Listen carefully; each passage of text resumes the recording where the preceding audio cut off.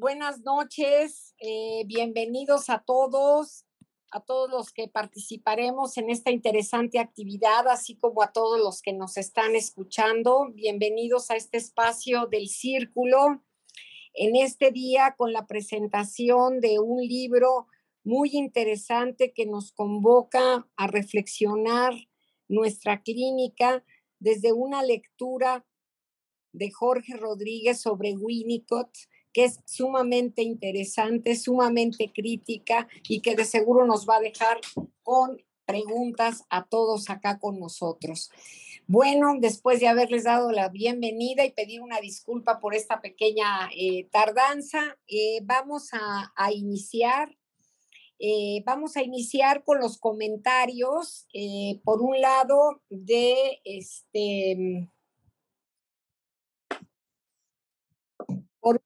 de Saúl Román, que está con nosotros acá. Voy a leer su currículum. Él va a hacer un comentario, una reflexión muy profunda que hizo sobre este libro de Jorge Rodríguez, y después tendremos la participación de José Jerónimo, colega del Círculo Psicoanalítico Mexicano. Bueno, para empezar con nuestro primer comentarista, voy a leer su semblanza, una breve semblanza. Maestría en Teoría Psicoanalítica por el Centro de Investigaciones y Estudios Psicoanalíticos CIEP. Maestría en Clínica Psicoanalítica por el Centro Eleya. Diplomado en Psicopatología del Bebé con Sergei Lebovici, Estudios a Distancia, Centro Cultural de Francia. Diplomado en Familia por el Centro Eleya. Alumno en grupos de estudio con los doctores Juan Tuber, Oglander, Juan Vives, y los últimos 5 años con el profesor Jorge Rodríguez. Trabaja en consulta privada desde 1998 y practica el psicoanálisis y psicoterapia individual, adultos, pareja, familia y bebés. Bueno, pues te escuchamos. Ok. Vamos, querido. ¿Cómo estás? Gracias. Buenas noches. Bien, Gracias bien. por estar acá. Muy emocionado, muchas gracias. Quiero agradecer al Círculo Psicoanalítico y felicitarlo por este tipo de iniciativas. A ti, Alejandra, por la invitación y por esta inquietud tan creativa que tienes. Y a Jorge, querido Jorge, muchas gracias, Jorge. Aquí estamos. Por la invitación, mil gracias. Bueno, no sé si alcance a terminar, porque como se irá viendo el alma desde donde emerge el trabajo de Jorge, eh, eh, convoca a eso, a la creatividad y a la explosividad de las ideas. Entonces, bueno, hasta donde llegue es bueno. Ahí va. Puse un título a esta reflexión, como bien decías, Alejandra, y el título es Las epistemologías del Freud y del Winnicott de Jorge Rodríguez, sentires y metapsicologías, el idioma que Jorge va deconstruyendo sin pretenderlo. Cada idioma es una forma de sentir el universo. Repito, cada idioma es una forma de sentir el universo, dice Borges. Si esto es cierto, entonces podríamos aceptar que cada forma de sentir el psicoanálisis es un idioma potencial, idiomas teóricos, por decirle así, a cada escuela de pensamiento psicoanalítico que ha surgido en la historia de este oficio. Considerar las representaciones como basamento de la mente ha edificado una retórica que en tiempos de Freud garantizó cierto grado de certeza, una comprensión positivista a la cual avenirse. De aquí que la omnipresente categoría pulsional se haya posicionado como unidad de medida somática y de efectos constitutivos mentales. Tal estructura representacional en la época de estudios sobre la histeria correspondía a las dos partes consabidas de idea, por un lado, y su concomitante quantum de afecto, por otro. Desde esta visión posible, la energía pulsional en Freud sería como una especie de savia ciega que no puede ver ni comprender, pero que paradójicamente, desde su salvaje erudición eléctrica, le fue dada la capacidad de crear símbolos primitivos, después ideas, virtudes, tanto como síntomas y psicopatología. Por decir así, estas pulsiones, lo mismo que un libro mágico, serían entonces como aquel texto profundo y oculto que el psicoanalista habría de leer y descifrar a la manera del semiólogo estudioso de los símbolos y los signos, toda vez que fue instruido en las artes misteriosas que se ciernen al interior de los humanos. Modo épico de decirlo, como sugiriendo a un Freud heroico por haber logrado la conquista de la cosa incognoscible desde su poder racionalista, lo cual supondría que a través del acto de leer e interpretar en dicho modo racionalista, sería la manera en que así triunfó la luz por sobre la oscuridad. Narrativa que solo contribuyó a ahondar más la dislocación de la verdadera continuidad que en realidad prevalece entre lo que llamamos el afuera respecto de lo que consideramos adentro. Entonces, modo de decir que hizo proliferar una comprensión del fenómeno psicológico en un modo binario, un supuesto imperio de lo externo y la razón versus el misterioso interior de los signos encriptados y ocultos, a partir de la fórmula binaria de las ideas y los cuántums. Esta supuesta supremacía autoadjudicada por la idealización de lo externo es a la que pertenece el lector, que por lo tanto da por sentado que al interpretar ostenta el poder nombrar. En la época victoriana, el racionalismo, al igual que el geométrico diseño de sus impecables jardines, era el idioma de la ciencia, la forma dominante de sentir el mundo y de creer ser elegantes jardineros de los espíritus selváticos y broncos, digamos, indómitos.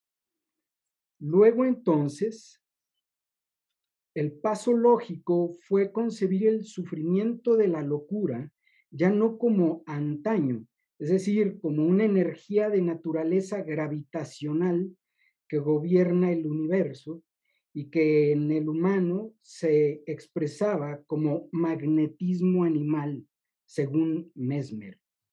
Pues con Freud cambió a ser una energía pulsional de los cuerpos indescifrados de las personas. Cuerpos en realidad perplejos, toda vez que se habían enfrentado a la perturbante intimidad de su sí mismo, provocada por la juntura de la mente racional en continuidad con su cuerpo animal, por cierto, no más ni menos íntimo que el cuerpo animal de los semejantes con quienes cotidianamente entre ellos convivían, los cuales, por cierto, también resultaban ser externas personas atormentadas, inconfesas. Un ejemplo de tal drama sería la apasionada disyuntiva que presumiblemente enfrentó el científico Breuer ante la señorita Berta von Anao. Señorita, lo menos interior a mi cuerpo que tenga usted a bien ubicarse, por favor. Entonces, en lo más exterior, si es tan amable, Segismundo, ayuda, por favor. Había que sofisticar, pues, la herramienta de intervención psicoanalítica, ya no a través de un bastón anticonductor para protegerse del manejo de la energía desquiciada de los enfermos. Como dijimos, ocurría en los albores de la época del mesmerismo, sino que con Freud había que utilizar la lectura de la pulsión a través de la interpretación psicoanalítica, es decir, a riesgo de racionalizar la función analítica si se abusa de la razón. Que dicho en este otro idioma psicoanalítico sería con Bion lo siguiente: el riesgo es ahogarnos dulcemente en los contenidos del vínculo K con la intención de crear vínculo y saber, desde donde nos podemos deslizar con las mejores intenciones hacia menos K, es decir, atacar el vínculo en tanto que vemos más la razón de nuestras conclusiones teóricas y diagnósticas, absortos en nuestro poder leer, en el nombre de hacer contacto con la verdad. Interpretar psicoanalíticamente la pulsión corre el riesgo de blindar el propio cuerpo y el cuerpo del otro con razones teóricas y con la gracia abstinente que nos procura la paz ante la inquietante continuidad que atraviesa a priori el encuentro de los cuerpos, ante lo cual, por cierto, la mente de algunos idiomas se defendió invocando, enfatizando la diferencia externo-interno. En efecto, la pulsión es una forma posible de sentir, comprender el psicoanálisis. Jorge con Winnicott, de manera complementaria, nos aproximan a otra dimensión del sentir-pensar, que aunque dimensión hilvanada profundamente a Freud, resulta ser otra la cosa, una cosa otra a la que podríamos llamar de naturaleza experiencial, en que para el tema del oficio de leer e interpretar que voy desarrollando, pensado desde este otro modo, entiendo que se desarrolla como un suceso surgido de campos más orgánicos, por así decir, o sea, a partir de una serie de transformaciones que se despliegan a través de la continuidad de fronteras difusas en las cuales oscila dicho experienciar, es decir, a partir del enorme intersticio potencial que se abre entre lo yo y lo no yo.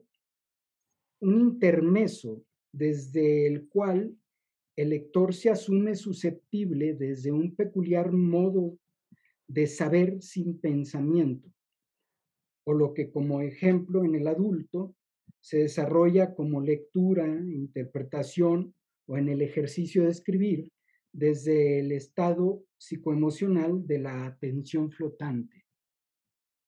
La posibilidad humana de experienciar tiene un fundamento de energía.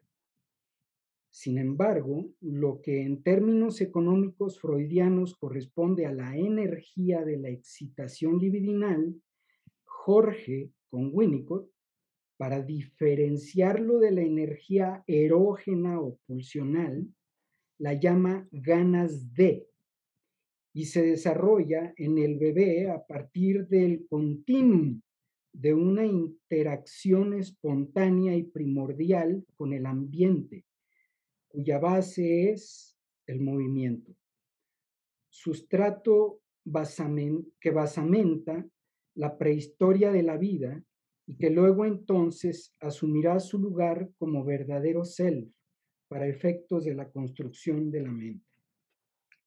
De manera que ser, por el puro hecho de nacer, no es suficiente para declararse ser. El bebé es, pero hay que empezar a ser, dice Winnicott. Además de haber nacido, a lo que al bebé le hace ser es el vínculo complementario que lo sostiene, no desde afuera, sino desde una realidad compartida que pertenece a la zona de la asistencia de su ser. O sea, donde ser es de manera literal ser los cuidados y descuidos que prodiga la madre ambiente para que el bebé llegue a ser, y por esto no morir por haber nacido. La sustancialidad del vivir es una experiencia difícil de definir, pero seguro es movimiento. Jorge lo plantea. La sensorialidad es movimiento, el sentimiento es movimiento, la inteligencia es movimiento. Y por decirlo así, escribir desde el limbo es movimiento. ¿Qué entiendo por escribir desde el limbo? En la presentación que el doctor Lucio Gutiérrez escribió para el libro de Jorge, él menciona que una lectura de Winnicott es un texto que transita hasta cierto punto de modo explícito en lo intermedio. Yo percibí, en coincidencia con el doctor Lucio, que en efecto el libro en sí mismo cobra vida propia. La doctora Elizabeth Kramer, una de las presentadoras de este mismo libro en el contexto del pasado congreso de Winnicott en Montevideo, exclamó: cuando leí este libro me sentí más viva. Pienso de este experienciar de la doctora Elizabeth que desde el lugar percipiente del intermedio, cierta forma de escritura puede coincidir para generar estados vitales intensos y creativos en las personas que pasan por la experiencia de su lectura. Una escritura viva es la que se realiza potencialmente desde el limbo winnicottiano. Winnicott se hace una pregunta elemental: ¿qué es vivir?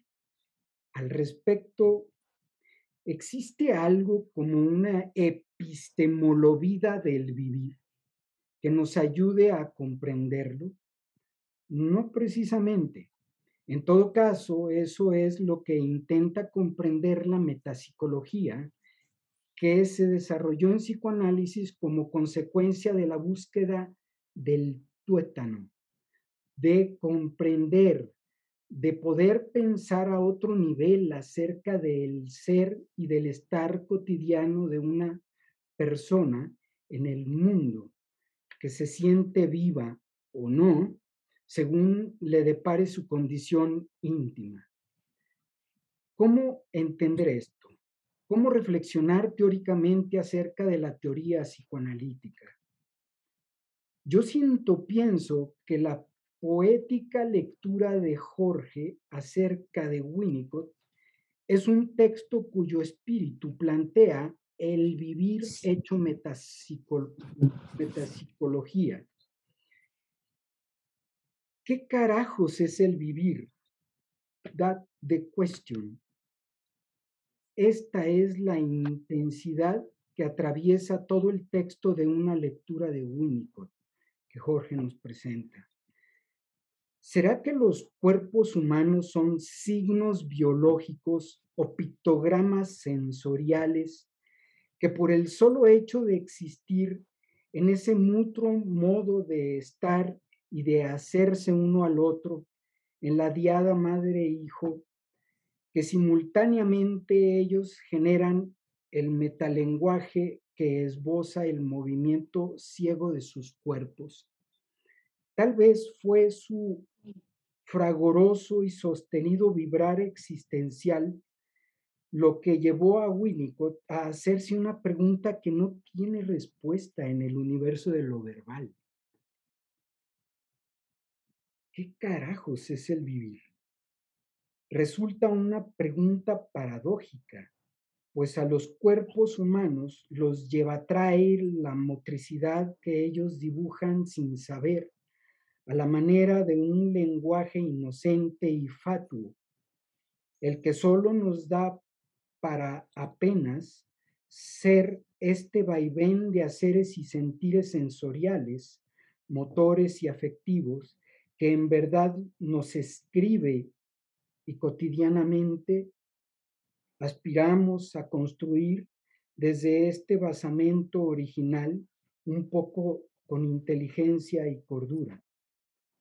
Podríamos decir, por lo tanto, que una vez contenidos por el inaccesible, irrepresentable e irrepetible siendo del aquí y ahora, en el cual, en efecto, como un río que fluye en, en tanto que inicia, deja de ser, el remanso intermedio de la vida es el encuentro sublime de los cuerpos, lo único capaz de hacer aparecer una, una presumible continuidad desde donde se teje el fino lienzo del significado del vivir. Al respecto, en síntesis, Bion dice que la verdad no es la razón, sino la experiencia. Desde esta visión sensorial del mundo, entiendo que en todo caso las vicisitudes del casual experienciar es lo que le daría un significado, por supuesto irrepresentable, aunque sostenido o porque sostenido, a la experiencia emocional del individuo, para que de este modo, y con suerte, le sea devuelto primero el sentido del sentir y posteriormente el sentido del significar, para no perderse en el erudito, entre comillas, falso self de los argumentos que tratan de significar la cosa a punta de razonamientos. Los razonamientos sin ser de base sentidos son cascarones sin clara ni yema. O lo que es lo mismo que hacer un psicoanálisis sin la persona del paciente, o sea, a fuerza de lectura e interpretación, argumentando que ahí hay un inconsciente que es lo que realmente le importa al psicoanálisis. De modo que si nos figuramos, la parte final, un mítico origen, podríamos decir que antes que la nada hubo el cuerpo y un encuentro sin pensamiento. Jorge, siguiendo a sus maestros y a su propio sentir, nos transmite que sí, que la convivencia cotidiana con las personas y con los objetos inanimados, entre comillas, que existen en el ambiente, es a partir de lo cual se formularán las ganas de, el movimiento desde donde en el cuerpo y por el contacto con lo ambiental, el cuerpo florecerá intermediario, como un incesante portal entre la intimidad y el ambiente. Entonces, donde en el mejor de los casos, sin posibilidad de descubrirlo para sí mismo, el soma y su cuerpo expuesto, abierto y ciego, profundo y sensorial, imbuido en su erudición salvaje, quedará por siempre en consecuencia de par en par a merced del primer gran organizador creador del psiquismo intermedio, es decir, aquel cuerpo expuesto con sus raíces hundidas en su desamparo y dependencia. Nos lo recuerda Jorge desde Winnicott a cada momento. Hablamos del instante en que el bebé, enfrentado a su circunstancia, encarna el trance con la madre que lo está pariendo, madre que verá por él.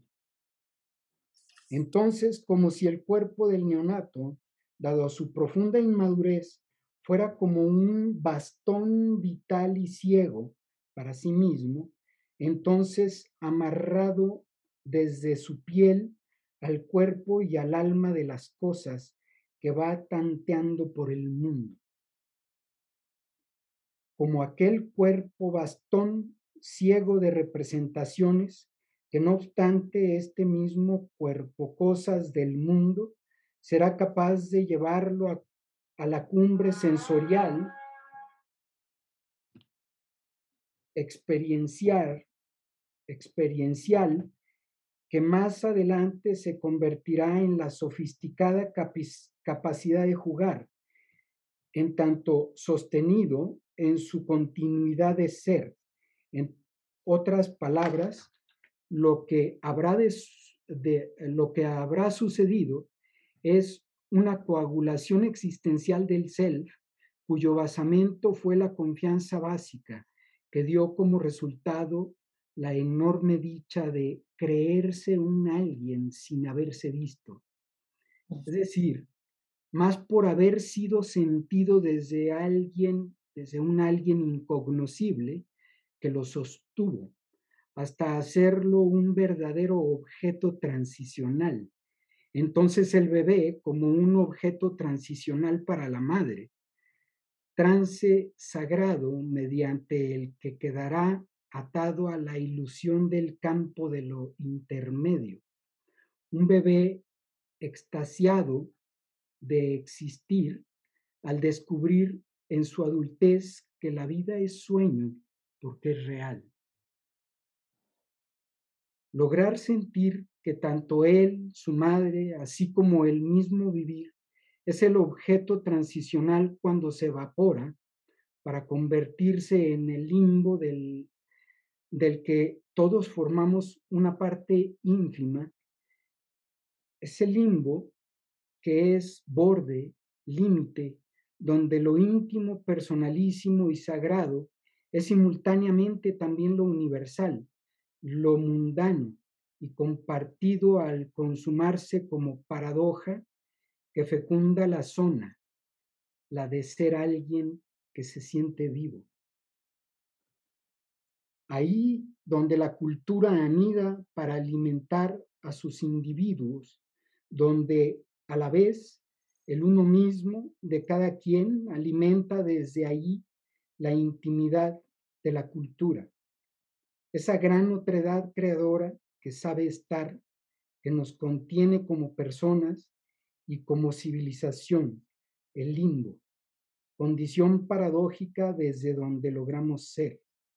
Es decir, a partir de la capacidad de estar solos en presencia de ese alguien, quien estando sin estar, corresponde manteniéndose impensada pero presente, la madre cultura. Limbo desde donde Jorge Rodríguez escribe su propia entonación de hacer algo con algo.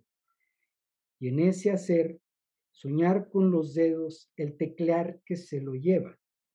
Lo toma de la mano para hacer una lectura de su Winnicott, al amparo de Winnicott, hilado desde su Freud personalísimo y viceversa.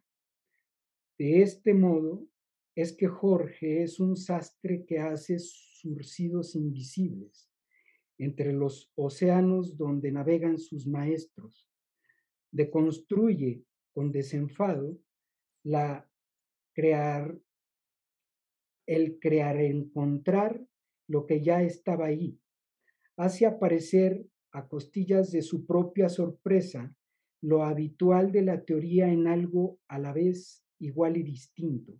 Es decir, al crear, dejarse llevar por el bucle de la complejidad que se le revela en esa, la otra metapsicología posible, la de la complejidad freudiana que se rehace al suceder en las manos de Rodríguez, en aquel andar paradojal winnicottiano que va dejando como estela otro idioma. Gracias. Muy bien, muy bien. Muchísimas gracias, Saúl, por tu comentario tan poético, tan elocuente.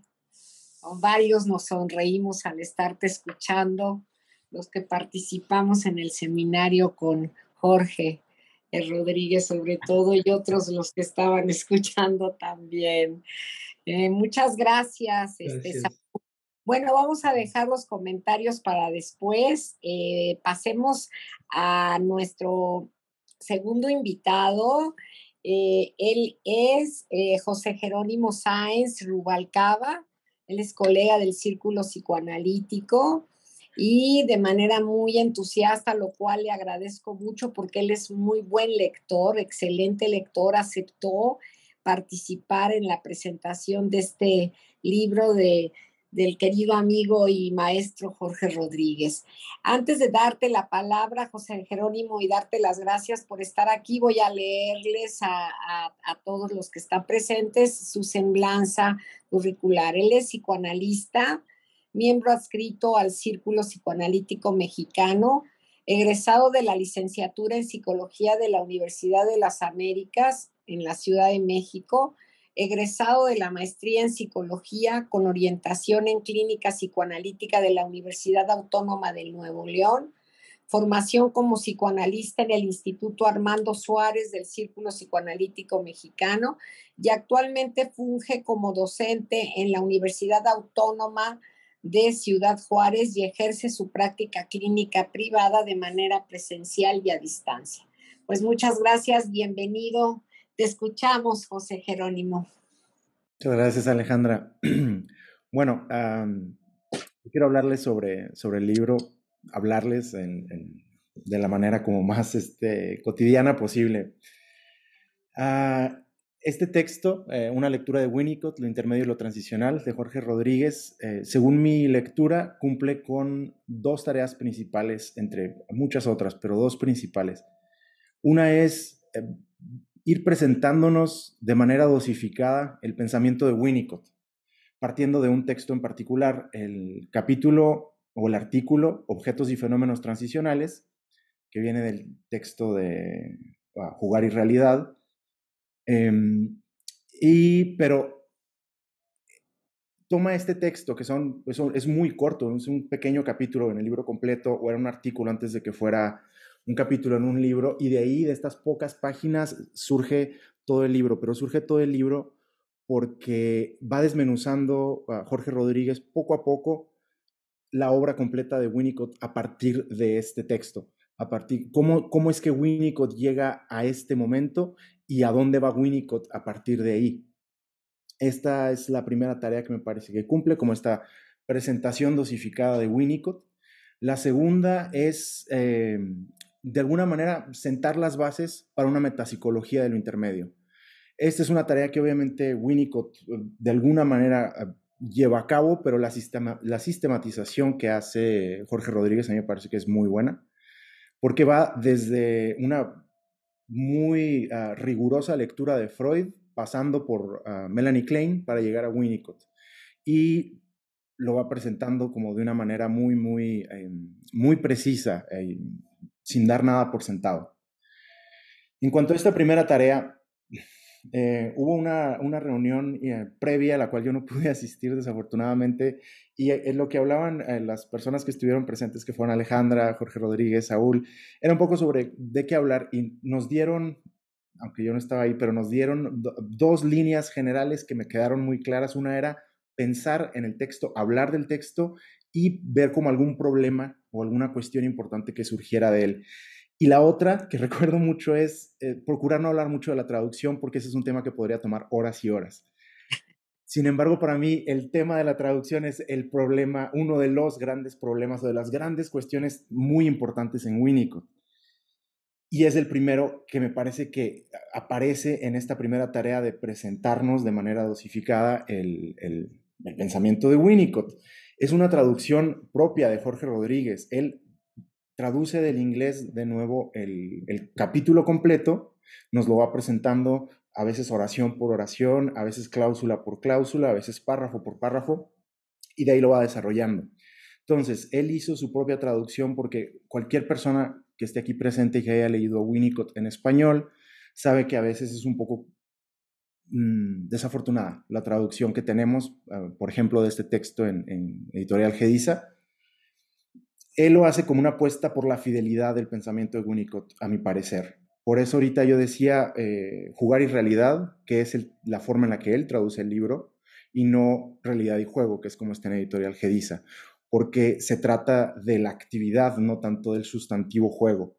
No les voy a mencionar, obviamente, todos los términos que nos traduce, les voy a decir específicamente los que a mí más me llamaron la atención o los que más me convocaron, que es traducir self por uno. Que a mí me parece increíble porque así es como hablamos. Cuando nosotros estamos en la cotidianidad o en el consultorio, decimos que uno hace o que le pasó a uno. Y a eso es a lo que se refiere Winnicott con el self. La traducción directa del inglés parece que no termina vamos, es como un trasplante que a lo mejor no florece del todo. También otro que me pareció muy interesante es rest o resting state, que él lo traduce como estar permaneciendo. En la traducción usual al español es más bien como descanso, como reposo. Me gusta mucho la que él hace de estar permaneciendo porque implica una cierta actividad. Él utiliza una metáfora que es la de un carro o un coche que está encendido pero no está estacionado. Él dice como que está regulando, esto me parece que es algo específico de Argentina, no sé si en otras partes se comparte. Yo como soy muy cerca de la frontera con Estados Unidos, lo que digo es estar en parking. Y esto me convoca mucho porque precisamente aquí en esta región en la que estoy, las temperaturas exteriores pueden subir hasta los 40 en el verano o menos 10 en el invierno. Y esto de dejar el coche encendido o de encenderlo previamente un momento antes de subirse a él es algo de supervivencia por el calor extremo o por el frío extremo. Y siento que esto es el resting, no es nada más estar ahí echado, sino es un tipo de actividad, es un tipo de experiencia. Y la última, bueno, las últimas dos traducciones que me parecen muy afortunadas son being como estar siendo, para tratar de unir esta disyuntiva que hay en el español que tenemos entre estar y ser, que no existe en el inglés, y para hacerlo una actividad, estar siendo. Y una que incluso me gustaría agradecerle porque, vamos, he leído antes a Winnicott en español y en inglés y no había visto una buena traducción de este término y es el handling, que a mí me parece atroz la traducción que se hace al español usualmente, que es manipulación. Tiene unas connotaciones muy ominosas en nuestro idioma. Él no lo traduce como manipulación, lo traduce como encargarse. Y cuando alguien, a mí se me prendió la chispa en cuanto escuché esto, porque cuando alguien dice en inglés, por ejemplo, I'll handle it, es yo me encargo. Y de eso se trata, cómo se encarga la madre del infante, cómo lo sostiene, cómo se encarga, cómo le presenta el objeto.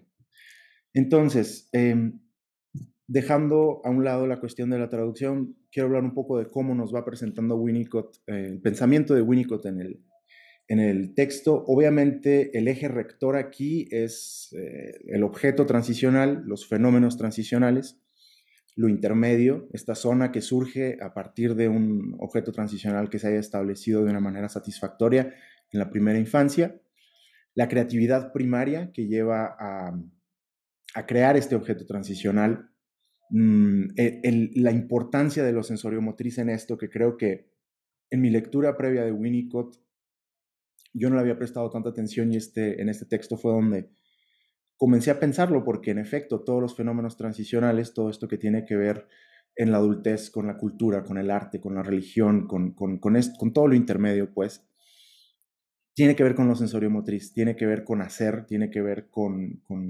percibir, con sensar, con movimiento, con agarrar, con tocar, con cantar, con hablar, etc. Otras de las conceptos principales de Winnicott que vienen aquí en el texto que me llaman la atención es esto de una diferenciación que hace entre la madre objeto y la madre ambiente, que es donde empezamos a hacer una manera de distinguir, digamos, la propuesta freudiana del objeto y la propuesta winnicottiana de cómo surge el objeto transicional. No es lo mismo que el objeto interno y el objeto externo de Melanie Klein, que es lo que nos dice el autor en el texto, sino es la madre objeto es esta que tiene que ver con la representación, con la fantasía, con la erotización, con la agresividad del infante, pero la madre ambiente es esta otra parte crucial que se da por hecho, que se da por sentado en muchas otras líneas del psicoanálisis, que le posibilita la supervivencia a este infante que está en total desamparo y en total dependencia. Esta unidad de dos que es el bebé o el infante y la madre ambiente. Está también la cuestión de la ilusión que surge a partir de esta zona intermedia o de lo intermedio, pues del territorio intermedio, la ilusión del infante de que como que busca el objeto y el objeto está ahí, de ahí surge esta capacidad para ilusionarse que va a abrir camino hacia lo intermedio, y la desilusión gradual que vamos viviendo los seres humanos desde el primer momento en el que se nos falla, en esa primera infancia, hasta probablemente nuestro último respiro. Poco a poco ir desilusionándonos. Algo que me parece muy importante en esta presentación que se hace de la obra de Winnicott a través de este capítulo es que creo que de alguna manera queda implícito que aunque Winnicott habla del sentido de la vida, aunque Winnicott habla del ser, aunque Winnicott habla del vivir, no es filosofía. Al menos a mí no me lo parece. Esta es una crítica que he escuchado pues, de Winnicott en otros momentos, que no es filosofía, no es metafísica, no es ontología, tampoco es un humanismo, a pesar de que habla pues, del sentido de la vida, de la realización del verdadero self, de ser genuino, de la autenticidad, etc. A mí me parece que es psicoanálisis. Creo que estamos todos de acuerdo en esto, pero no está de más hacer este argumento en el aire de cómo es psicoanálisis, pero para poder sostenernos ahí es importante ir viendo de alguna manera este sustento metapsicológico que está por debajo de la teoría de Winnicott, que es esta segunda tarea que me parece que lleva a cabo el autor.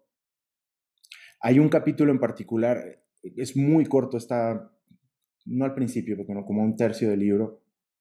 Son unas 4 páginas y es de los capítulos que a mí más me tomó tiempo leer porque es tan fuerte de alguna manera. Se llama Del objeto a la situación, Freud a lo ambiental, Winnicott.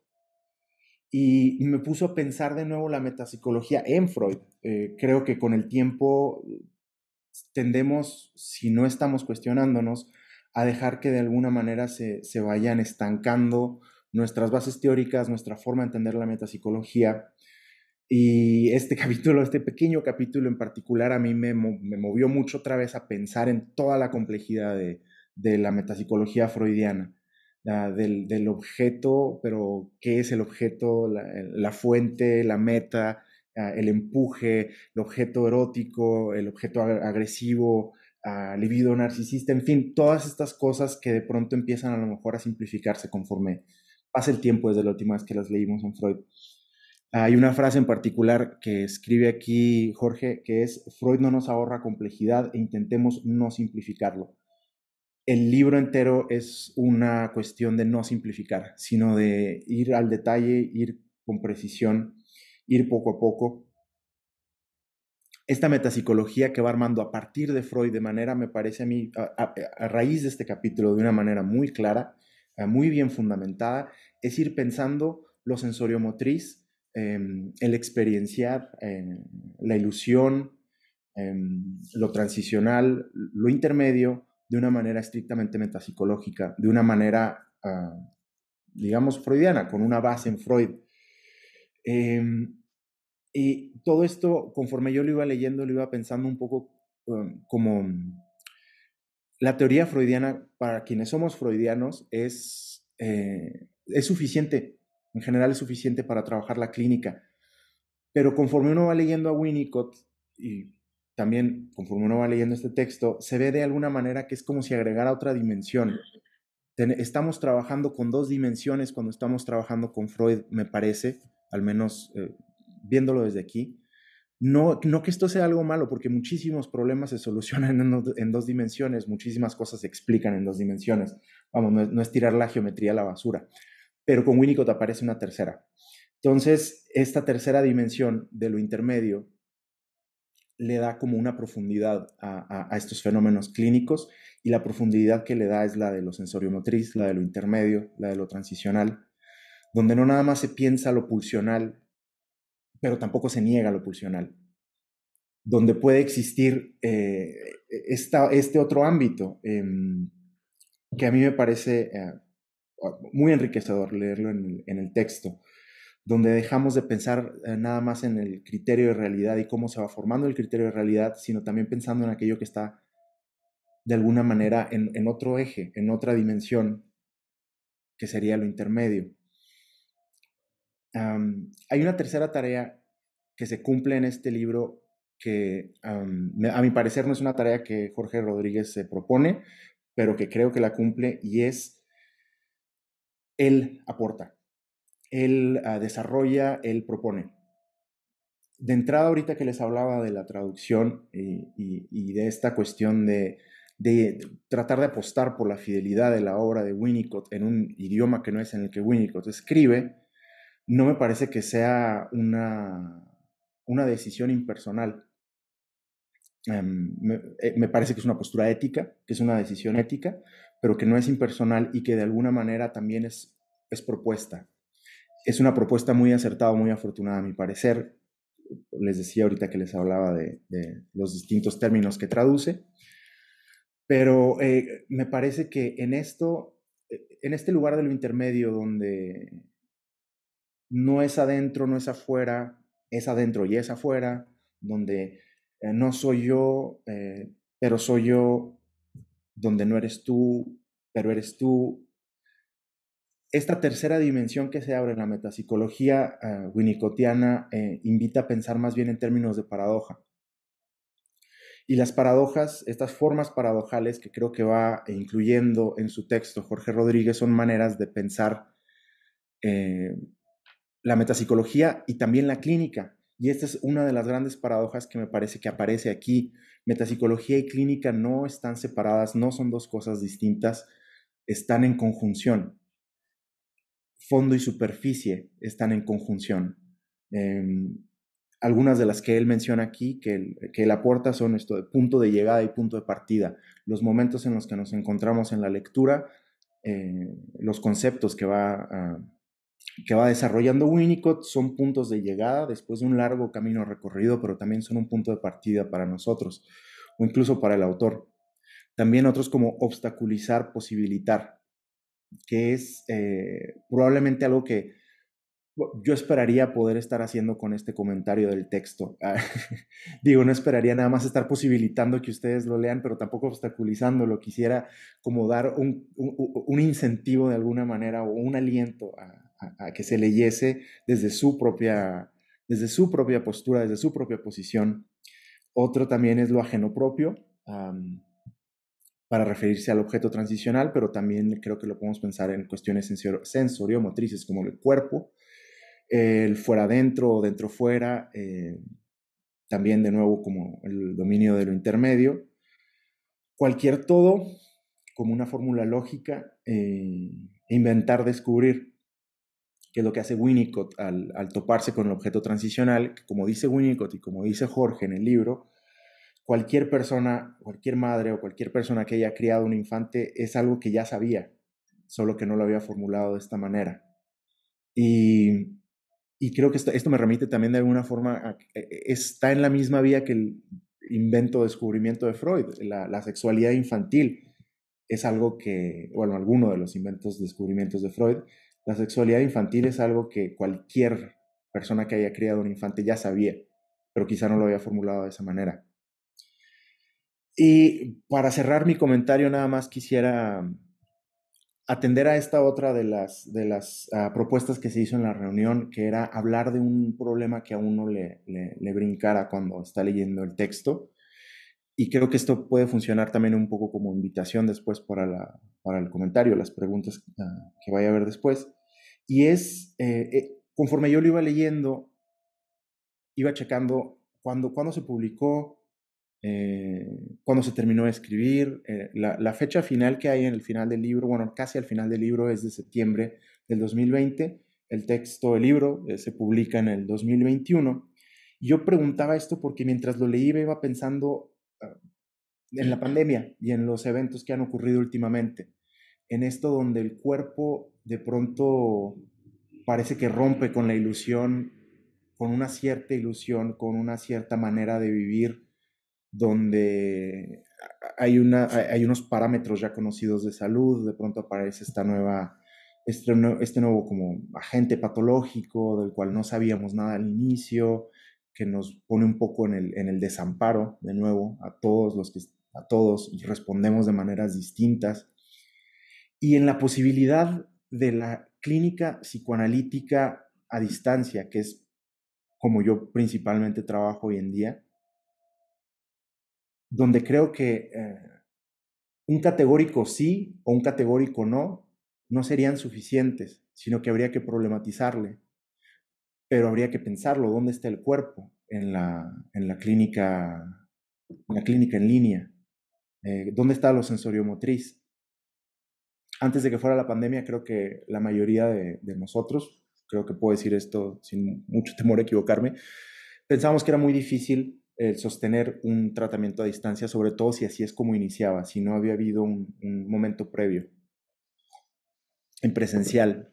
Y tratábamos, creo, cuando trabajábamos a distancia, de hacer una analogía del consultorio físico, de hacer una analogía del diván, por ejemplo, en apagar la cámara, en hacer una analogía del saludo inicial, de la sala de espera, tratar de importar de alguna forma el setting físico del consultorio a esto con lo que hemos estado trabajando ahora.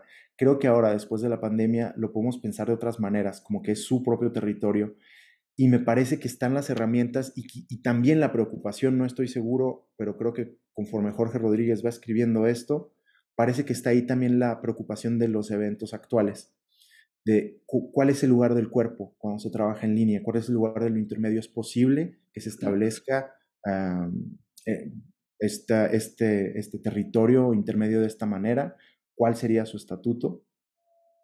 Y no sé, ese es el principal problema que, a pesar de que no tiene estrictamente que ver con Winnicott, creo que Winnicott nos podría ayudar a pensarlo en la situación en la que nos encontramos hoy en día.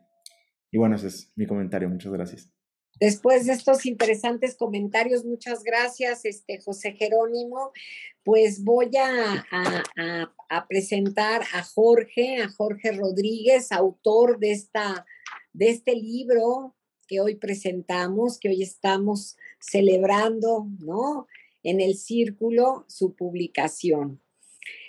Voy a leer una breve semblanza de Jorge para darle la palabra y para poder iniciar la conversación con los que han presentado, comentado tu libro y con el público en general. Jorge Rodríguez tiene una vasta trayectoria en psicoanálisis, es escritor, docente e investigador, ha participado como traductor y revisor técnico de versiones castellanas de textos fundamentales de la obra de Donald Winnicott, Masood Khan, Wilfred Bion, Jean Laplanche y Jean Bertrand Pontalís. En esta entrega, ¿no? Nos presenta su comentario personal a solo un capítulo. Eso es lo impresionante, ¿no? Que es todo un libro comentando de una manera tan seria y profunda lo que es un capítulo del texto de Realidad y Juego de Winnicott, y que fue por el que se dio a conocer mundialmente Winnicott, ¿no? Ahora también tenemos sus obras completas, pero este es un texto que no deja de sacársele jugo y enseñanza, realmente es impresionante. Pues bienvenido, Jorge, es un placer tenerte aquí con nosotros. Muchas gracias por aceptar nuestra invitación y bueno, te escuchamos. ¿Qué comentarios nos puedes hacer tanto a Saúl como a José Jerónimo de las interesantes observaciones y reflexiones que hicieron sobre tu texto? Te damos la palabra. Bueno, estoy en línea con Winnicott. Después les digo qué me dice, si me llega el mail. Muy bien. Primero, bueno, agradecerles muchísimo el trabajo enorme que han hecho Saúl y Jerónimo. Y gracias, Alejandra, por la organización y las ganas de hacer esto, ¿no? Claro. Es muy conmovedor este recibimiento tan minucioso y tan poético, ¿no? En mi vida fue muchas cosas, siempre, depende de dónde estaba, me decían algo, ¿no? Por ejemplo, cuando estaba en la escuela secundaria, era Fedallín. ¿No? Me decían, jugando al fútbol me decían Feda, ¿no? Fedallín. Estaba en Bahía, en Brasil, y era bahiano, ¿no? Estaba en África, era blanco. Estaba en Sudáfrica y era hindú. Así que tengo una identidad múltiple a la cual estoy siempre buscando, ¿no? Y hoy parece que tengo otra identidad que es la de sastre. Sí. Es decir, sastre y, según Jerónimo, bueno, traductor.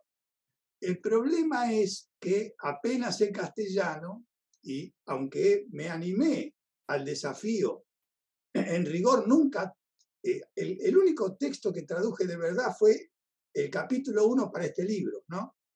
Pero siempre colaboré con traductores que saben más castellano y más inglés o más francés que yo. Pero el problema que cuando uno traduce una obra, ¿no es cierto?, no alcanza con saber inglés, castellano, francés, castellano. Hay que saber la obra, conocer a Freud antes de traducirlo, conocer a Winnicott antes de traducirlo, ¿no? Esto es lo que decía Laplanche, ¿no? Yo me formé en Freud estudiando con Laplanche y Pontalís, a distancia, digamos, ¿no? Con sus traducciones al francés. Por eso soy muy, muy crítico de la traducción de Etcheverry. Escribí un texto y se saqué otro libro este año, ¿no? Sí. Lectura de Bion, pensar lo dogmático. Acá en este libro, un capítulo, ¿no? Una parte del libro es clínica del analista. Y dentro de la clínica del analista es el asesinato de Freud. Ese es mi texto, homenaje a la traducción de Amor-Rortu de Etcheverry, ¿no? Que asesina a Freud. Pero no me quiero meter con eso porque me vuelvo loco y nos vamos a otro planeta. Bueno, ¿qué puedo decir? Las lecturas y lo que me compartieron cada uno de ustedes verdaderamente es emocionante y les agradezco muchísimo la minuciosidad, ¿no es cierto?, disimulada de Saúl, ¿no?, y explícita de Jerónimo. Porque son lecturas recontra minuciosas. Bueno, Saúl tiene ciertos años de ventaja, nos conocemos hace mucho, y Jerónimo está tomando carrera rápido. La verdad que has hecho una lectura muy, muy, muy cercana a la aspiración de alguien que escribe, ¿no? Sentirse reconocido de esa manera, leído de esa manera, y bueno, en el espíritu, no solo en la letra de lo que estuviste diciendo, ¿no es cierto? Me siento afortunado, por decir algo, ¿no? Es afortunado tener este tipo de lectores. Y creo que sí, que a mí cuando era adolescente quería enamorar a una niña, ¿no? Y entonces creí que si leía a Eliot, los 4 cuartetos, ella se iba a enamorar, ¿no? Entonces terminó siendo que yo me enamoré de Eliot. Entonces, Eliot lo que plantea, ¿no? Que en mi principio está mi fin y en mi fin está mi principio, ¿no es cierto? Es decir, el espíritu de la lengua, el espíritu del lenguaje, como decía Saúl, Borges, él cita a Borges y yo cito a Octavio Paz. Una lengua es una visión de mundo, ¿no? Entonces, me parece que el espíritu de la lengua inglesa, hay gente que lo representa. Una de esas personas es Eliot, ¿no es cierto? Y Winnicott, ¿no es cierto?, es una metáfora científica, humana, cotidiana, de la poética y de la filosofía de Eliot, ¿no es cierto? Hay otros en juego, pero me parece que Winnicott no es un lector, digamos, como los analistas franceses, por decir algo, que leyeron todo, ¿no es cierto?, y abruman con la erudición. Uno se siente siempre un idiota frente a tanta sabiduría, ¿no es cierto? Parece, pero no sé si es verdad, pero parece que leyeron todos los libros de la biblioteca. Si estuvieran leyendo todos los libros de la biblioteca, no vieron una sola persona, no jugaron nunca un partido de fútbol. Entonces yo prefiero un partido de fútbol que a toda la biblioteca. Pero bueno, tengo mi biblioteca para disimular con los pacientes que me ven, ¿no?, que vienen a visitarme, haciéndoles creer que yo leí todo eso, ¿no? Yo les digo, no leí todo. Es solo para impresionar a la gilada, como se dice acá. Pero bueno, hay que tener libros para consulta, ¿no? Leí profundamente todo lo que pude de Freud, todo lo que pude de los autores que mencionó Alejandra, ¿no es cierto? Que sí, que fueron autores que me fueron impresionando en mi vida, ¿no es cierto? Y evidentemente el que más me impresionó es Winnicott, ¿no? Y entonces esas impresiones profundamente personales traté de compartirlas a través del estudio del texto que hizo universal a Winnicott, ¿no? Me parece, digamos, desde un punto de vista observacional, ¿no? Saúl plantea y se refiere al movimiento, ¿no? Cualquiera puede ver el movimiento de un chico. No cualquiera nombra al movimiento como experiencial. Ya ahí hay un paso teórico, ¿no es cierto? Cualquiera puede ver el uso de una cosa, no ve lo transicional. Cualquiera ve un pito parado, no habla de la sexualidad infantil. Los chicos están tocando todo el tiempo, ¿no es cierto? Y la madre toca al chico, etcétera, etcétera. No se ve la sexualidad infantil.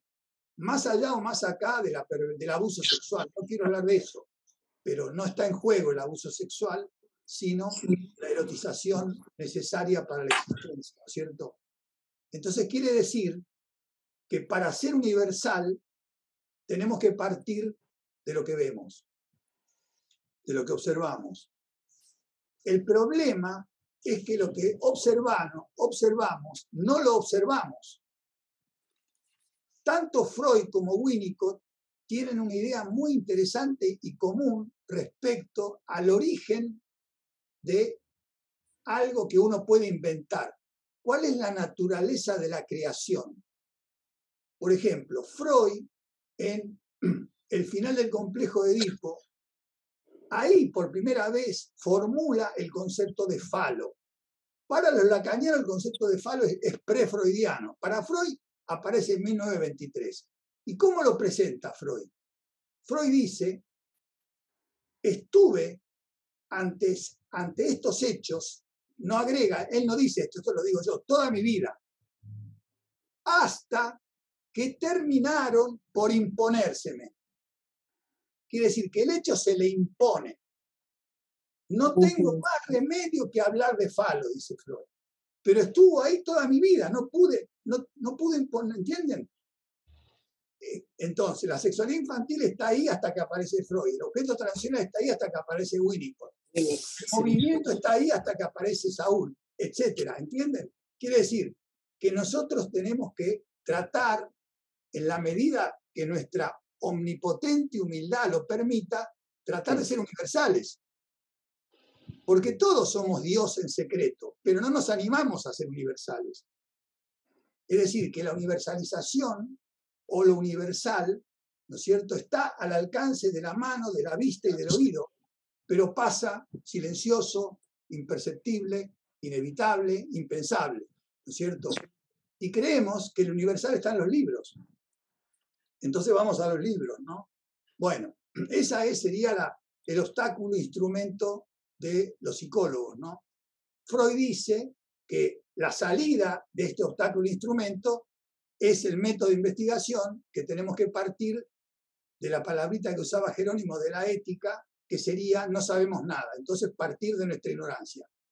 El método psicoanalítico se basa en que no sabemos, tenemos que saber, partir de no saber, ¿no es cierto? Eso nos aprisiona tanto que a veces no podemos ni siquiera ver lo que vemos, o no podemos nombrar lo que vemos, es decir, perdemos audacia, somos tímidos, somos unos omnipotentes tímidos, ¿no es cierto? Entonces, bueno, tenemos que luchar contra la omnipotencia y contra la timidez cuando están entremezcladas, ¿no es cierto? Así que, bueno, ustedes me hicieron pensar estas cosas, y me parece que tenemos que apostar a redescubrir el movimiento porque es la primera y la última manifestación de la vida. Si queremos agarrar el vivir, tenemos que agarrar el movimiento en todas sus dimensiones. En todas sus dimensiones. Saúl mencionó varias dimensiones del movimiento, ¿no? Hoy el movimiento se expresa en varias dimensiones, múltiples, ¿no?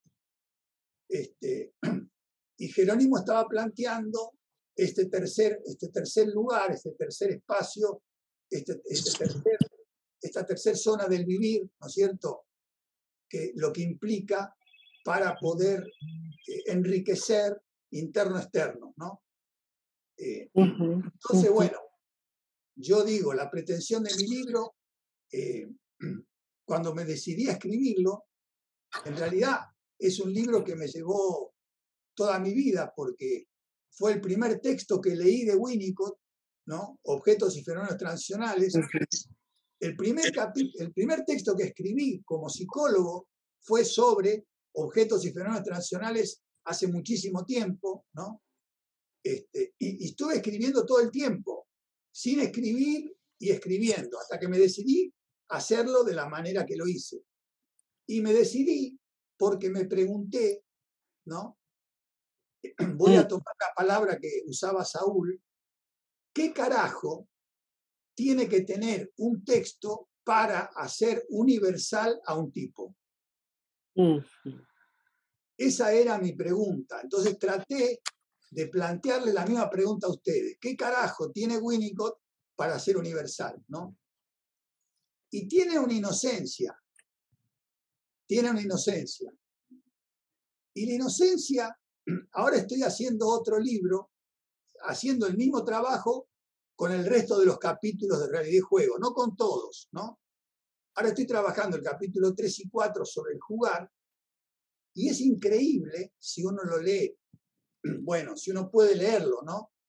En el método de ir, como decía Jerónimo, presentar el texto en pequeñas dosis, de pronto tengo la sensación de que estoy conversando con Winnicott. Es como un amigo, que yo converso, ¿no? Voy hablando, siento que me habla, que yo le hablo, no sé, es algo raro, es algo raro. Y lo que más me sorprendió en estos últimos días que estoy haciendo esto, ¿no? Ya traduje el capítulo 3 y lo comenté casi todo, empecé con el 4.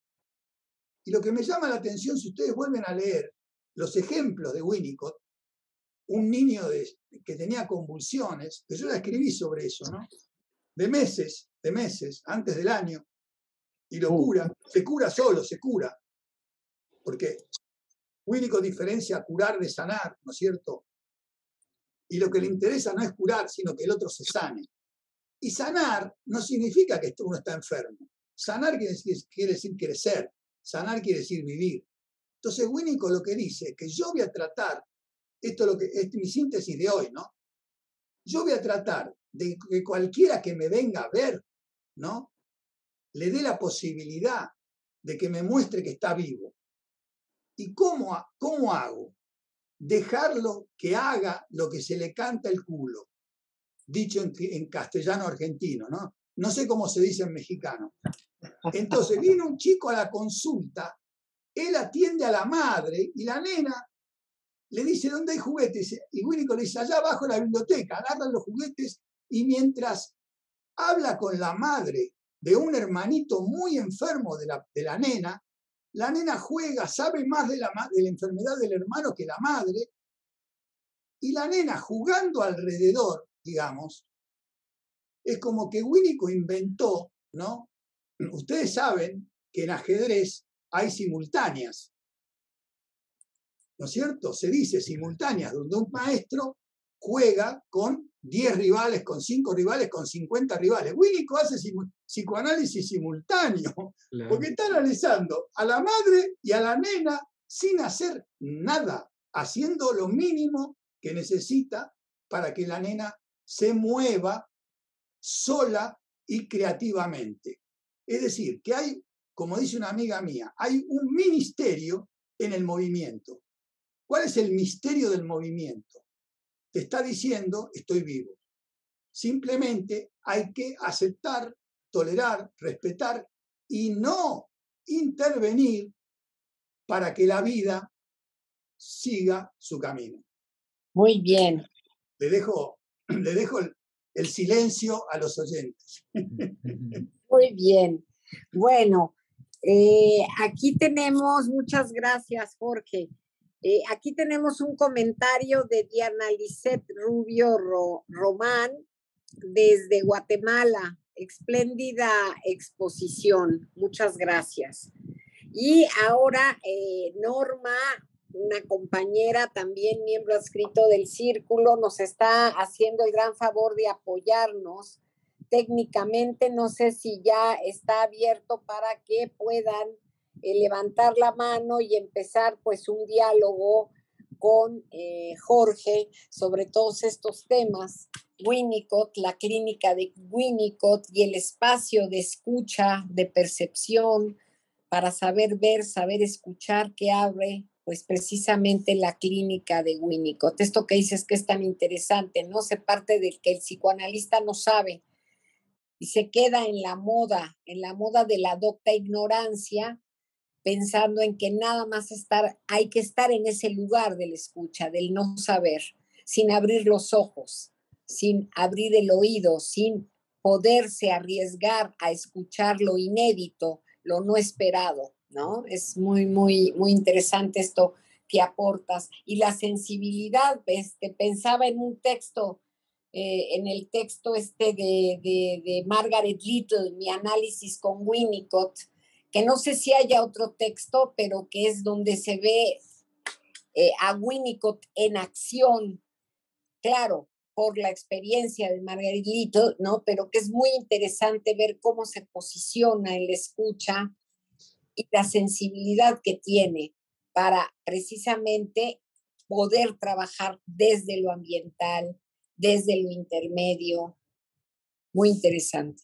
Bueno, ya está activado, ya está activada el micrófono de los que van a participar, los que quieran hacer alguna pregunta, comentar, o los mismos expositores del día de hoy, Saúl, José Jerónimo, para ir calentando el ambiente y que se vaya dando la soltura para conversar con Jorge. Ricardo Velasco, adelante, te escuchamos.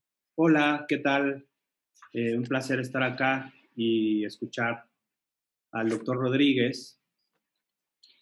Yo quería preguntarle a Jorge, al doctor Rodríguez, que tiene una lectura muy profunda y muy minuciosa del texto winnicottiano. ¿Qué opinión le merece un par de temas que a mí me intrigan sobre los desencuentros entre Freud y Winnicott? Porque si bien es cierto que podemos hacer muchos encuentros entre estos dos autores, yo creo que también hay desencuentros insalvables entre ambas metapsicologías.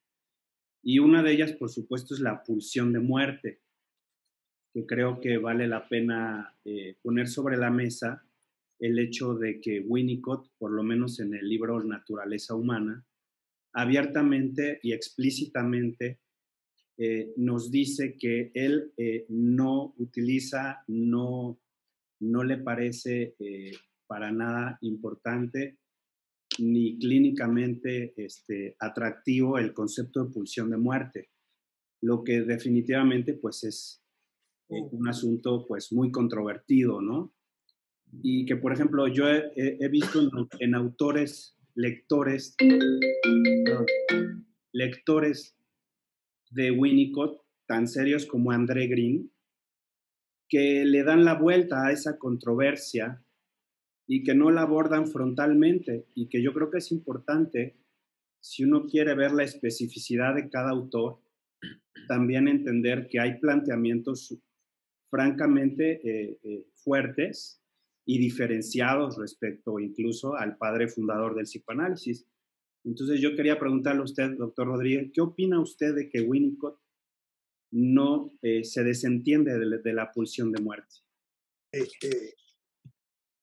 Freud nos enseñó a no confundir la vida psíquica con la conciencia, porque existe lo inconsciente.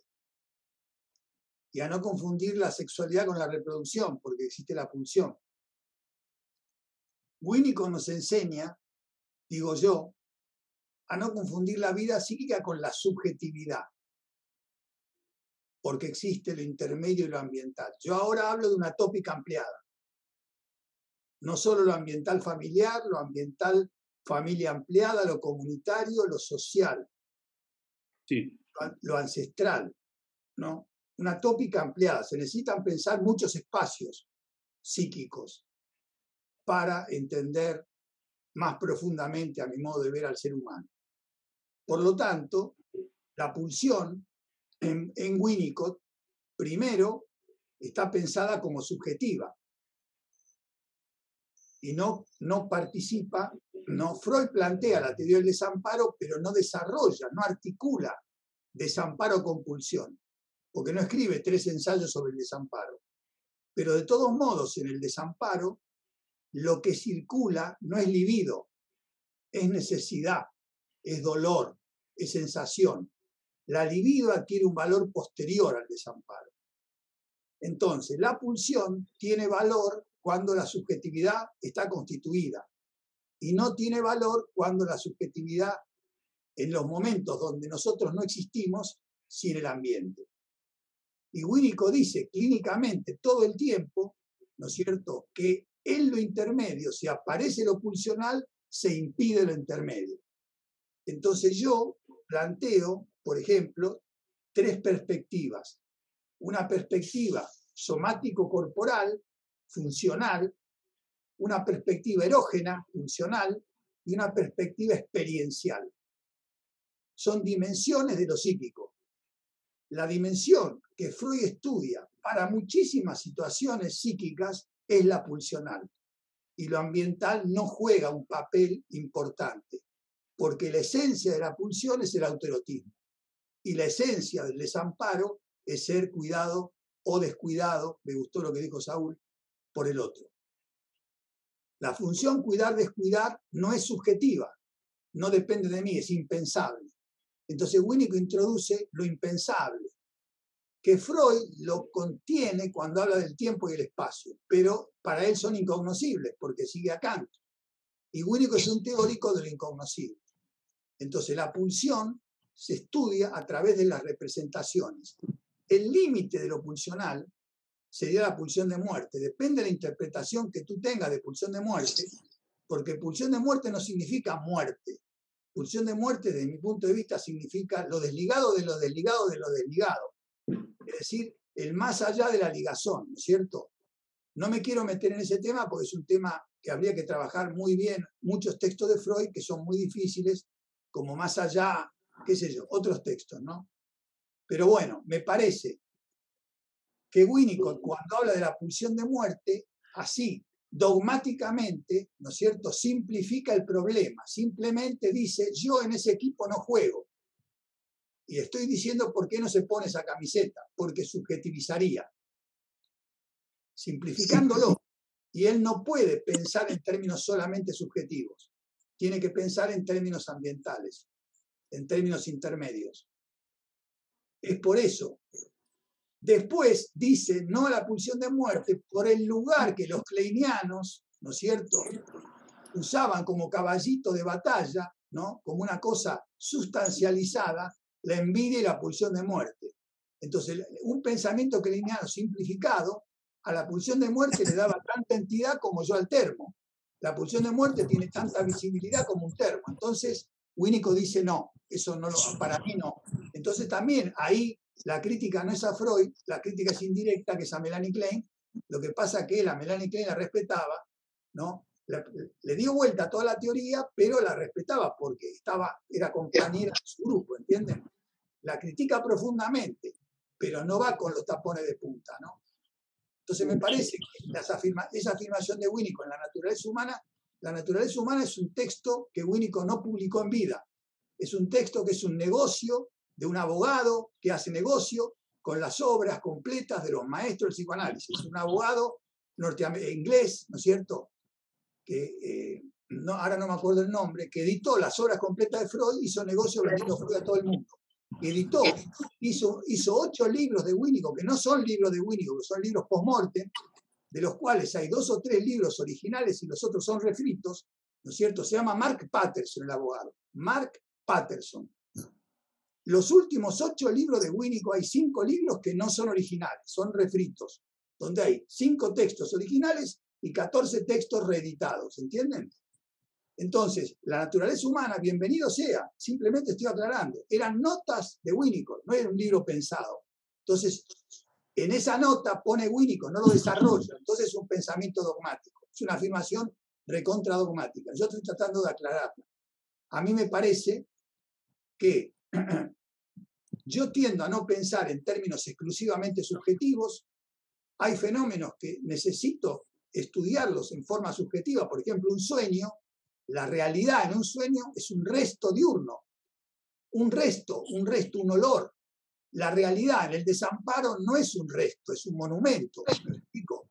Entonces, tenemos que ver de qué formaciones psíquicas estamos hablando y a qué formaciones psíquicas se aplica la pulsión con todo y en qué formaciones psíquicas no. Bueno, no sé si te contesto. Sí, me contesta muy bien, muchas gracias. Muy bien. ¿Alguien más? Yo me quedé pensando verdaderamente en esto que planteó Saúl y que planteó Jerónimo respecto de aquello que nos puede hacer universales. Me pareció hermoso ese tema. Me pareció como un tema básico para nosotros, para pensar cuáles son los observables que cada uno de nosotros cree que no se trabaja, no se pensó, ¿no? A veces hay un obstáculo epistemológico y nuestra teoría es un obstáculo epistemológico, decía Bachelard. Yo creo que es verdad. Entonces, ¿cómo ponemos la teoría entre paréntesis y tratamos, ¿no?, por ejemplo, de pensar la violencia, de pensar cosas que suceden, ¿no?, y que son universales? ¿Cómo se las puede pensar? Digo yo, me parece que yo me quedo con eso. Dijeron, Saúl, muchísimas cosas muy, muy, muy elaboradas. Te agradezco muchísimo la lectura, Saúl. Una profundidad tremenda. Digamos, hiciste una música muy especial, ¿no? Que es una música que envuelve, ¿no? Que va envolviendo, que va conteniendo, porque son como capas de dimensiones metafóricas de los problemas, ¿no? Digamos, desde lo más empírico, que lo empírico lo dejaste muy implícito, ¿no? Pero está todo el tiempo presente, porque todo el tiempo estoy hablando del vivir, ¿no es cierto? Entonces, más empírico que el vivir no hay, porque si no, no respiramos. Y sin embargo, no le damos bola a eso. Pensamos en términos de las pulsiones, ¿entienden? Las representaciones. Entonces, esas, digamos, en música, ¿no? Esas improvisaciones que tendríamos que hacer nos moverían más, nos moverían, ¿no? Yo digo, recién creo que Alejandra preguntaba algo de la clínica, y lo que yo digo, lean, ¿no es cierto?, minuciosamente el ejemplo clínico de una paciente adulta. Ahora no me acuerdo si está en el capítulo 3 o en el capítulo 4 de Realidad y Juego, porque hay un lugar común. Se dice que Winnicott es un analista de niños. Yo les aseguro que no. Winnicott no es un analista de niños. Yo me tomé el trabajo, ¿no? Conté cuántos casos hay en Realidad y Juego. Y de todos los ejemplos clínicos que da Winnicott, ¿cuántos ejemplos son de niños? ¿No? ¿Cuántos ejemplos son de niños? Entonces yo los conté, a ver si espero encontrarlos ahora. Acá los tengo.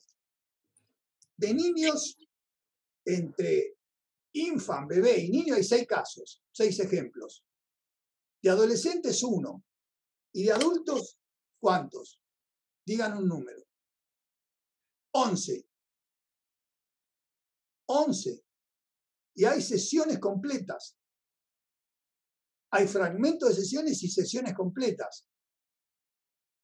Es decir, Jugar y Realidad, como decía Jerónimo, es un libro de psicoanálisis a partir de la clínica de los pacientes esquizoides y no de los bebés. Winnicott llega a pensar la relación bebé-mamá a partir de los pacientes esquizoides. Entonces es un analista de adultos, que la teoría que baja a pensar el origen del psiquismo la saca de la transferencia contra transferencia con pacientes esquizoides. Es decir, Freud inventa los sueños y Winnicott inventa al esquizoide.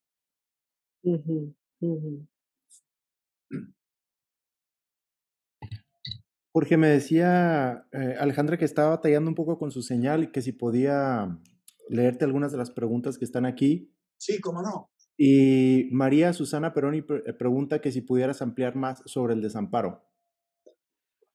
Sí, el desamparo, para que estudies el desamparo tenés que leer Inhibición, Síntoma y Angustia. Ahí está toda la teoría del desamparo. Freud plantea el desamparo es una teoría complementaria a las pulsiones. Ya lo decía antes. La pulsión es autoerótica, ¿no? Esa es la esencia de la pulsión. Es decir, se caga en el otro, en el ambiente, no le importa. Se dice fantasía o no, pero chuparse el dedo es autoerótico. En cambio, el desamparo necesita de otro, si no, no vivís. La pulsión está basada en el deseo, el desamparo está basado en las necesidades, necesidad de ser. Y Freud estudia, ¿no es cierto?, lo que yo llamo sagrada inmadurez del animal humano, sagrada inmadurez, así lo llamo. ¿Por qué? Porque si fuéramos maduros, seríamos rinoceronte, cabra o gato montés. La inmadurez es lo que nos hace humanos. Entonces, hoy día, teniendo en cuenta lo digital es nefasto porque ataca la inmadurez, porque propone madureces prematuras, ¿no? Entonces, el desamparo es una inmadurez biológica sagrada que Lacan hizo famosa con la palabra prematuración. Y le metió a lo prematuro el deseo, el lenguaje. Pero Freud no habla del deseo y del lenguaje cuando habla de prematuración. Lo que está hablando es que hay un desamparo motor porque no controlas la motricidad. Hay un desamparo material porque no te podés atender en tus necesidades, no te podés proveer la leche que te alimenta. Y hay un desamparo psíquico porque no hay yo. Entonces, hay un desamparo biológico porque somos inmaduros, que sí que hay 4 tipos de desamparo. Y Winnicott lo que hace es teorizar desde la dependencia el desamparo. Todo esto yo lo trabajo en otro libro mío que se llama Soñar con los dedos, que Saúl, haciendo música, lo introdujo. Lo que pasa es que son sonidos que solo es para una élite. Muchas gracias. Hay otra pregunta que dice que es para mí, pero te la voy a pasar también después de nada más decir una cosa, porque no sabría responderla muy bien. ¿Podrías profundizar un poco más sobre lo que posibilita que lo intermedio emerja y cómo lo has podido identificar en la clínica? A mí lo que me viene a la mente con esta pregunta de entrada es que la asociación libre en cierta forma si se establece el setting como para que haya asociación libre, estamos pensando ya de algo que es de lo intermedio. No sé si tú estés de acuerdo conmigo, Jorge. Es una forma de lo intermedio, si hay conversación. Porque lo intermedio, ¿no es cierto?, es un lugar psíquico. Por ejemplo, en este momento, yo supongo que cuando termina esta reunión, nosotros no vamos a desaparecer como individuos y tampoco va a desaparecer el mundo. Entonces, hay algo interno y hay algo externo que permanece. Lo que sí desaparece es esto, este espacio que nos une y nos separa al mismo tiempo. Esto es lo intermedio. Lo intermedio es lo que une y separa, por un lado, es paradojal, y por otro lado, aparece y desaparece. ¿No es cierto? Aparece y desaparece. Esa es una cualidad del intermedio en el espacio y en el tiempo. Lo que no está puede estar, lo que está deja de estar, lo que es deja de ser y lo que no es puede ser. Eso es lo intermedio, recontra simplificándolo en términos de tiempo y espacio. Eso no es interno, porque aparece y desaparece. Lo interno no desaparece. Si vos constituiste el yo, por más ladrillazo que te pegues en la cabeza, el yo no va a desaparecer. Solamente tienes que ir a una cirugía estética, pero no sé si lo lograrás. Desde el punto de vista clínico, lo intermedio más, ya lo mencionamos, lo mencionó Saúl en toda su exposición, es lo que pasa que las personas que no, nosotros tenemos una complicidad, hace 5 años que estamos trabajando juntos, entonces, digamos, Saúl me estaba hablando a mí y estaba hablando a Lucio, estaba hablando en distintas dimensiones. Es la costumbre hablar en varias dimensiones. Entonces, por supuesto que las personas que no tienen un entrenamiento winnicottiano, hay cosas que no tienen la obviedad o la presencia o la importancia que tiene para nosotros, ¿no? El movimiento no es interno. El movimiento, agarrar una cosa, no es interna, tampoco es externa, es interno-externa, como decía Germán. Eso es lo intermedio. Lo intermedio, ¿no?, es el cuerpo con los otros cuerpos y con las cosas. Muy simplemente, ese es el campo de lo intermedio. El mundo interno es otra cosa. El mundo interno es otra cosa. Es lo que yo estoy llamando subjetividad. En ese mundo, yo el libro también lo escribí porque, como dicen los brasileños, tengo el saco lleno, ¿no?, las bolas llenas, de que se confunda lo intermedio con lo transicional. Y lo transicional es una forma de lo intermedio, una. La gente que generaliza la transicionalidad no sabe Winnicott, no lo entiende, porque no podés generalizar una forma cuando en realidad la teoría es de lo intermedio. ¿Me explico? Y lo intermedio no existe sin lo ambiental. Entonces es una cosa compleja, ¿no es cierto? Saúl lo decía con la paradoja de ser, uno es pero tiene que empezar a ser, y no puede empezar a ser si no hay cualidades ambientales. Pero al mismo tiempo, ¿no? Yo ahora estaba trabajando, esta mañana presenté un trabajo en un congreso de Brasil. Brasil tiene mucha gente que estudia Winnicott hace mucho tiempo, ¿no? Con Adriana Villarreal, que es digamos, es mexicana, ¿no es cierto? Trabajamos hace 5 o 6 años en las cárceles mexicanas, y entonces llegamos a un concepto: los niños que nacen en cautiverio no eran niños, y las mujeres que tenían sus hijos no eran madres. Entonces, ¿cómo una mujer se hace madre y cómo un niño se hace hijo? ¿Me explico? Entonces, creación de madre y creación de hijo. La madre crea al hijo cuando lo cuida. Y en el acto de cuidado, si el hijo toca a la madre, la toca, por ejemplo, cuando le está dando de comer, la toca, ¿no? La madre siente que el hijo se está alimentando, le está diciendo, gracias mamá, o no sé qué carajo le está diciendo, es impensable, pero la está tocando, la está tocando. Si la apoya la mano, simplemente por apoyar la mano en la mejilla, la está creando como madre. Si el hijo crece, la madre dice, bueno, soy madre. Si el hijo no crece, la madre duda si es madre. Es decir, yo pedí para la próxima vida, no quiero ser mujer. De las otras no lo sé, pero la próxima no, porque tener un hijo es un infierno. Realmente, es una cosa maravillosa y es un infierno, ¿no? En la tierra, en el cielo y en las estrellas, en el limbo, para Saúl. Aunque en el limbo. No sé si te contesto de mi intermedio. Muy bien.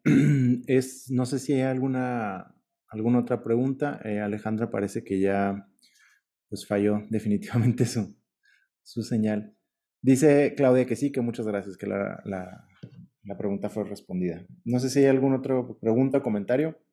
¿Puedo preguntarte cuáles son estos libros que el abogado juntó e imprimió después? Sabía que el de la naturaleza humana era uno, pero no sabía. De privación y delincuencia, naturaleza humana, holding and interpretation, sostén e interpretación, exploraciones psicoanalíticas 1, exploraciones psicoanalíticas 2, el gesto espontáneo, 6, hay otros 2 más.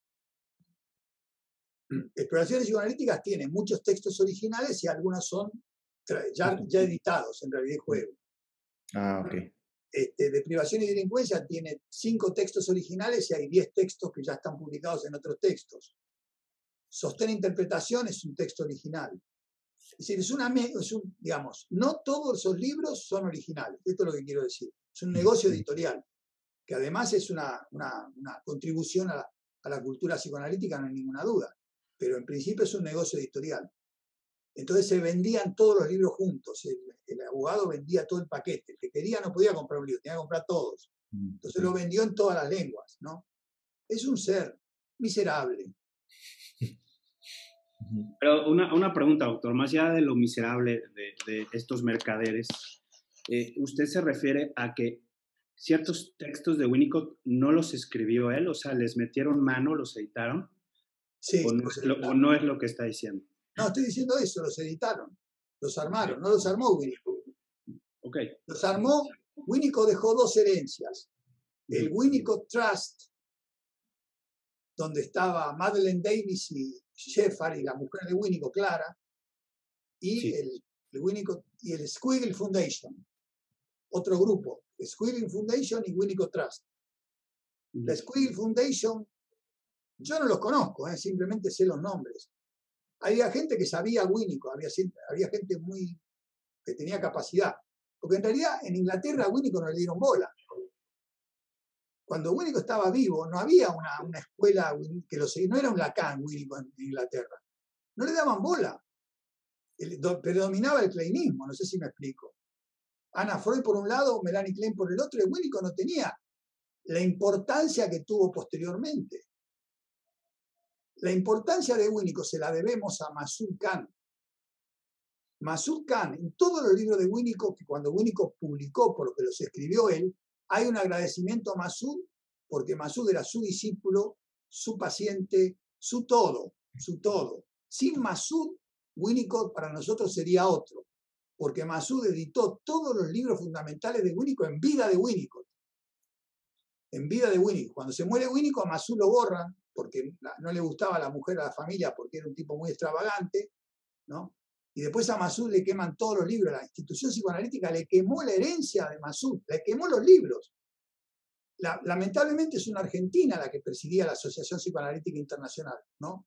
No me acuerdo cómo se llama.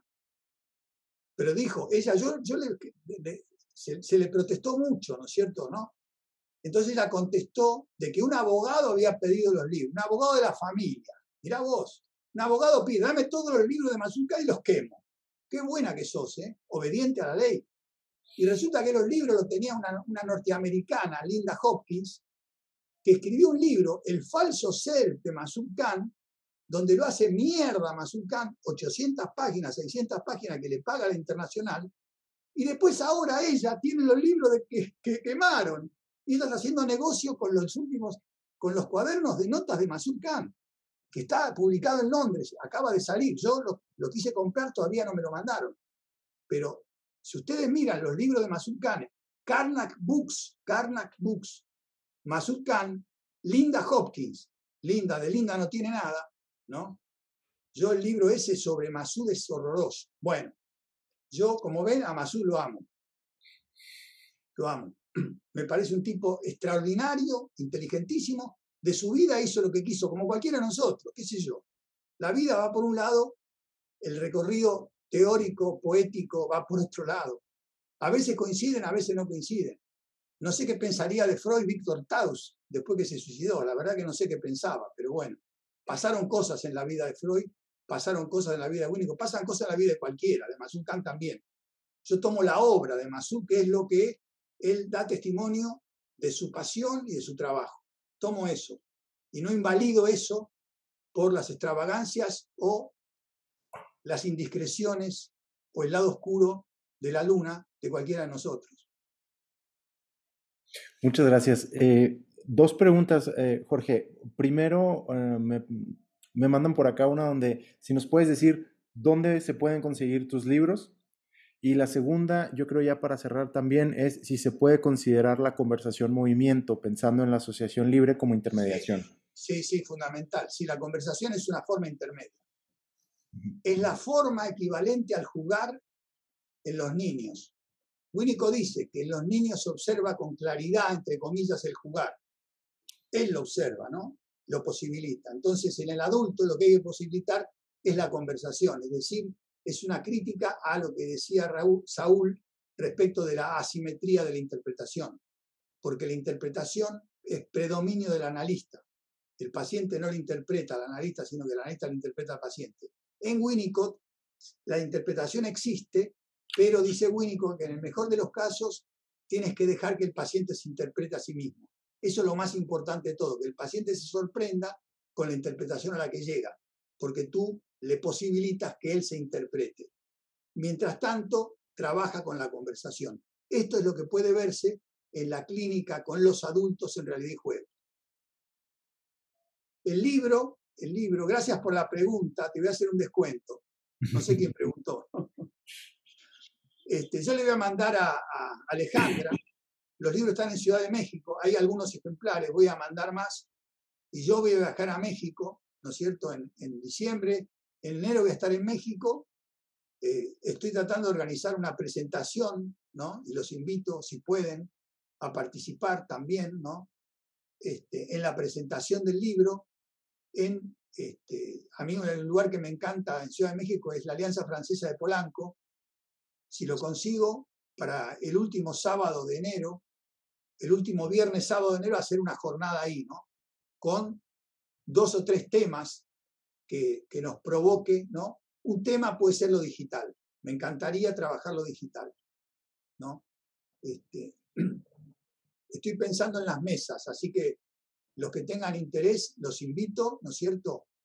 Saúl, Jerónimo, si tú estás un poco lejos, no sé si se puede hacer a distancia. No tan lejos como tú. Bueno, pero yo voy a estar, dije que voy a estar en México, voy a estar en Ciudad de México en enero. Así que bueno, espero que poder hacer eso, no tengo que concretarlo. Mientras tanto, los que están interesados en el libro, pásenle el correo o el WhatsApp a Alejandra. Alejandra hace el listado, yo le voy a pedir. Y yo tengo un colega que debe estar presente ahora, Pablo, ¿no? Que tiene mis libros, entonces yo voy a hacer un envío, y entonces para no hacer el envío desde Buenos Aires, que es muy caro, hago un envío general, ¿no? Y de ahí Pablo me ayuda. Los que viven en Ciudad de México se pueden juntar y los otros hacemos un envío por correo. Pero el listado, por favor, pásenselo a Alejandra. Y Alejandra se lo va a pasar a Pablo. Es una posta, no es muy cansador. Perfecto, pues yo creo que podríamos cerrar aquí de una vez, a menos de que haya un último comentario. Estamos a 2 minutos de la hora. Pues si no, muchísimas gracias a Jorge Rodríguez por esta invitación y por esta presentación. Gracias también a Saúl por acompañarnos con su comentario y a Alejandra que está aquí pero está fallando su internet. Y muchas gracias a todos por asistir, por venir a participar con nosotros. Muchísimas gracias. Estén al pendiente de los eventos del Círculo. Revisen en la página de Facebook o en los correos